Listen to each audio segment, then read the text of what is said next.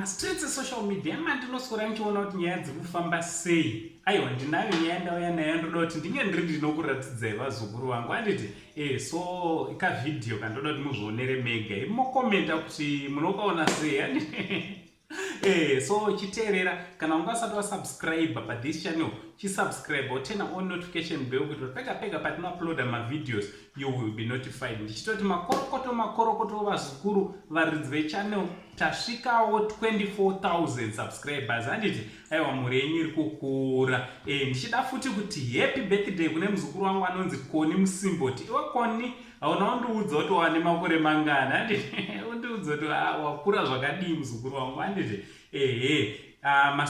maswera sei kwese kwamuri vazukuru vasekuru sei. Ngatitaurei kuti munoiona sei video iyi.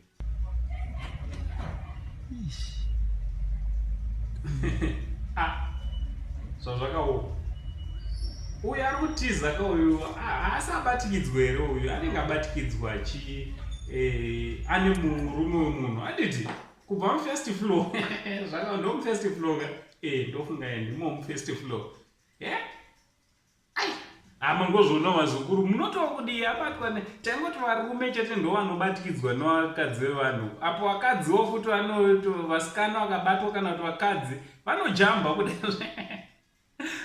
Zvakaoma kuseka nhamo serugare. Ngatitaura nomacomments kuti munofungei nekavidhio aka. From Uncle saying the only Zimbabwean uncle pari zvino tobva tati much love.